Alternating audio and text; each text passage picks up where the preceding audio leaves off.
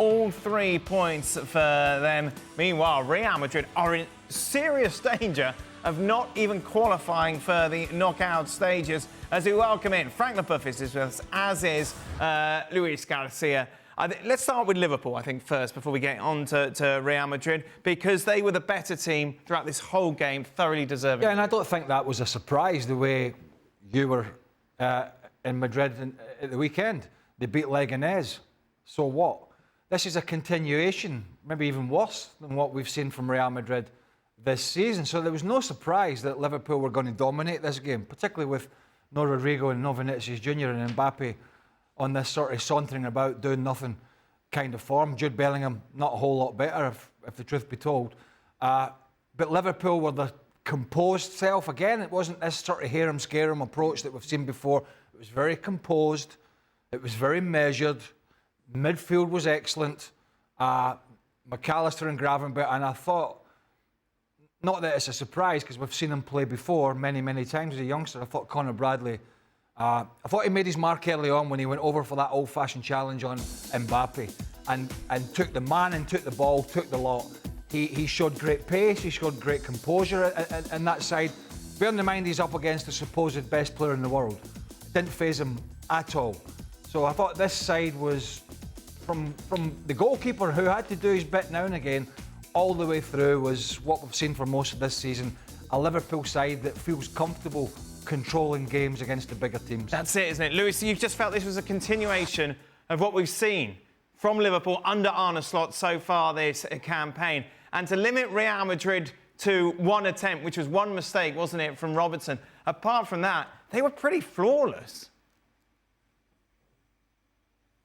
Yeah, I think we saw a very, very solid Liverpool. I think, and I agree 100% with Craig. We saw in the very beginning that they know that against Real Madrid, you cannot open up. You cannot leave them space. You cannot allow them to have the ball or to try to create something. You need to be on them. You need to keep focus and concentrate during 90 minutes, because in the moment that you make 2 mistakes, you can be 2 goals away. So I think that in every single moment, in every single phase of the game, Liverpool control everything: the ball, the creation, the action. In the last there, it was capitalizing the chances because we saw 1 goal, but we could see that they were defining every single moment. So I think it was an overall a very, very good performance from Liverpool, not giving anything to this Real Madrid side. Just that mistake from Robertson that arrived late, and it was I think a poor challenge right there to the penalty.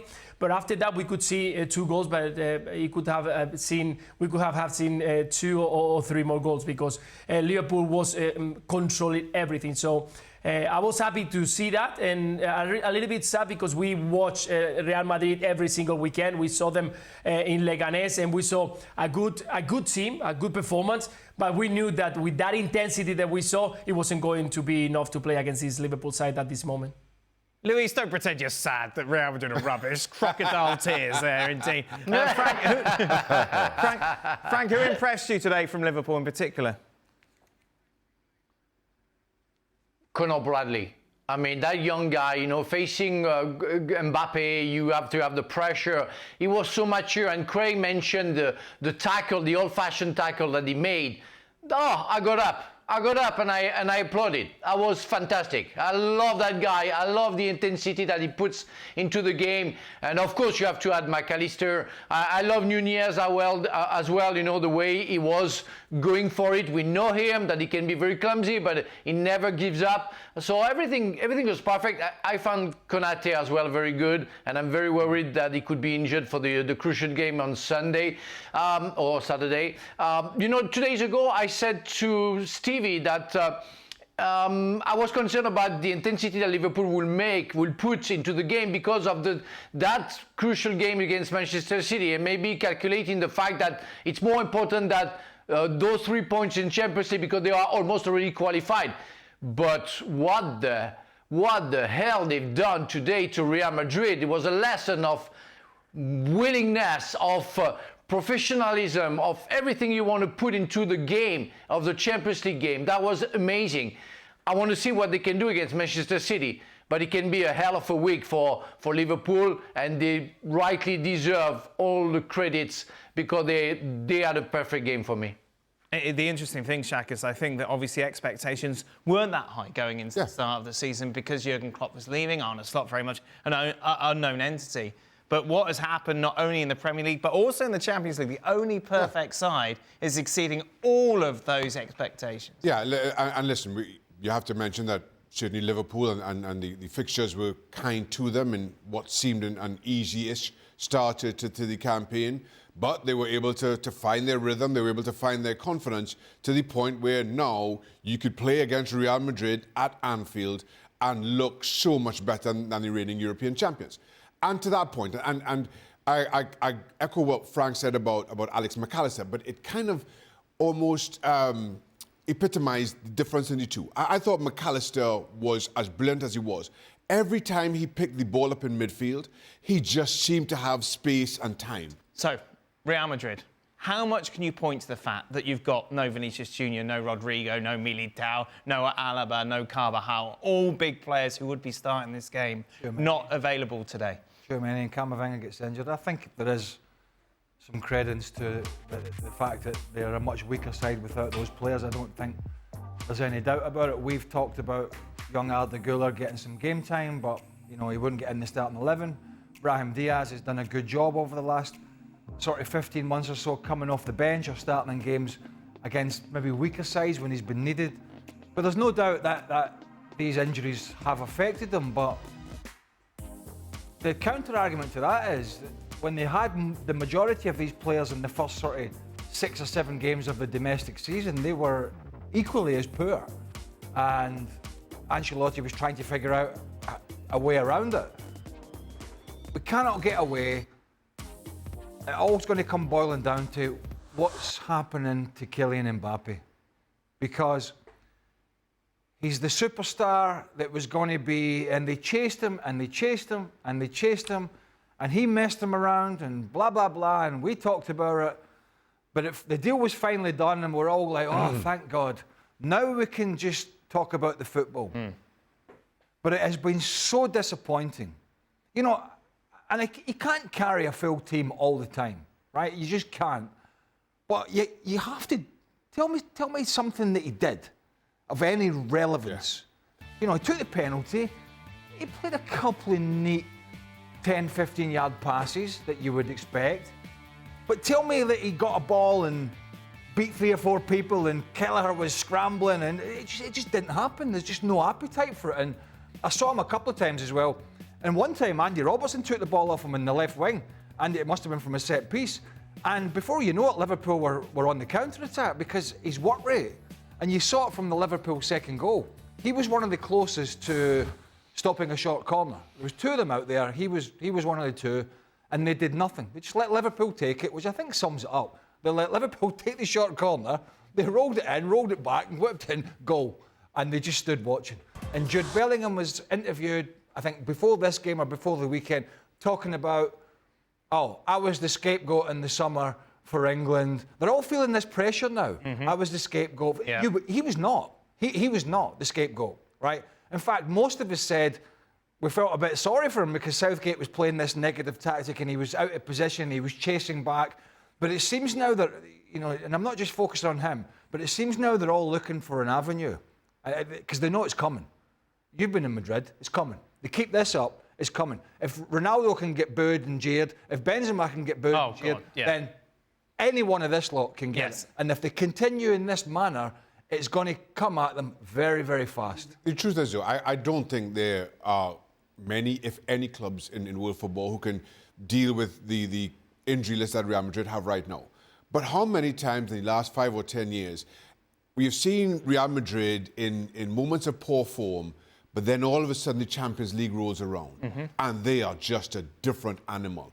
And they stake their flag to them being this club that rises to the biggest of occasions. They've lost 3 now, Shane. And that's a concerning thing to me. When you think about, was it the semi-final against Manchester City last year, where coming into that second leg at the Etihad, again you felt City were far superior than Real Madrid, but they were able to manage the game in a way that got them over the line, got them to penalties, and got them through. And you just wondered, again, big European night, big European opponent. Can Real Madrid just manage that game in a way that they only seem to know how to do? Yet we sat and we waited, and to the point, halftime is 0-0. You just wondered, when would Real Madrid get any kind of a foothold in this game? Liverpool go 1-up, then the penalty, then Liverpool miss a penalty.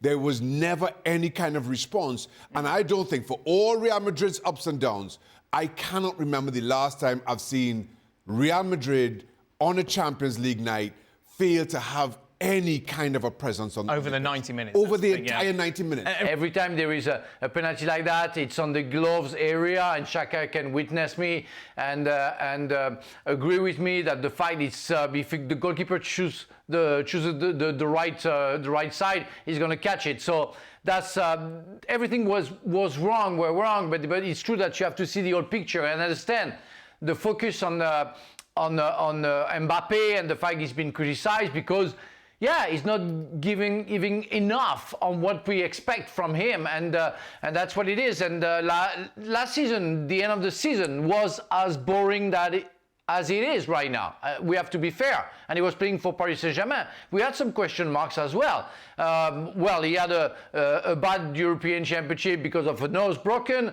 Okay, but yeah, it's for like, I would say, 6-7 months, we don't recognize Mbappe. When he was playing before, he was capable of creating the difference on his own. It's not able to do that right now, and that's really worrying me in a way that I don't see if he's going to be capable of getting it back, because the pressure is going to be very intense right now, and I hope it's not going to be only on him, because as Craig mentioned at the beginning of the show, where is Jude Bellingham right now? It's not the Bellingham we have known and seen last season. Real Madrid lost 2 leaders. Kroos because of his retirement, Carvajal because of his injury, and they don't have any leaders. I thought Bellingham would step up, but we don't see him. And we thought that Mbappe will go for it and express himself, because finally he's at Real Madrid and we don't see it. And with all injuries, it's becoming a big task, maybe an impossible task for Carlo Ancelotti.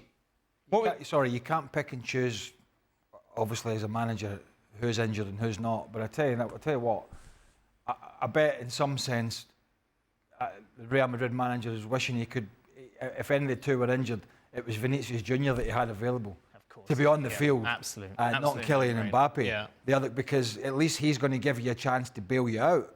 Mbappe at the moment, as we've said, is literally doing nothing. But what we saw as well, Luis, so many times Real Madrid would give the ball away in unnecessary situations, not just, of course, Mbappe, but pretty much the whole side. Is this just lack of confidence going through the whole team at the moment? Yes, of course. In different moments, you can see the lack of confidence, not only in the defense, but also in the middle of the park, is where you need to create. You guys are mentioning about the leadership that he's been missing, he's been lacking in this team since Toni Kroos was out, but today it was Modric, so a lot of experience. He can handle it and manage the situation, trying to grab the ball, but we couldn't see it because they were playing against a team that put a lot of pressure into the middle. Today, McAllister, Gravenberch, and Curtis Jones did an amazing job in the middle of the park, so it was very difficult to go through. But I totally agree that not having a player like Vini Jr. In the left side cannot give a lot of confidence to this Liverpool side, because they could go forward. Today, Mbappe was lacking on confidence, on having the ball. He was doubting a lot of moments of grabbing the ball. We were expecting to do a lot better in the left side, trying to make those diagonal, trying to see the Mbappe that we saw with the French team and also with the Paris Saint-Germain.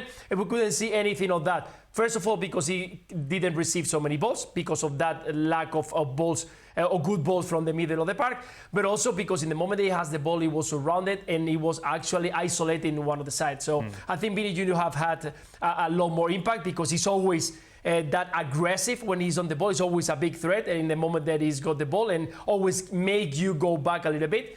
But definitely this Real Madrid side is lacking right now of confidence. Every single line of the team. Speaking of lack of leadership, how on earth is Luka Modric, a player, standing 6 yards out, dead middle? Yeah, there's so many things about that goal that epitomises everything mean that's the- wrong the at Real 30-second Madrid at the goal. moment. Like, Look at- Craig look said, at- you've got a short corner, no one's coming out. How does Luka Modric find himself there? Yeah. Without somebody saying something. That, for me, is just basic in a way that you do not associate with Real Madrid.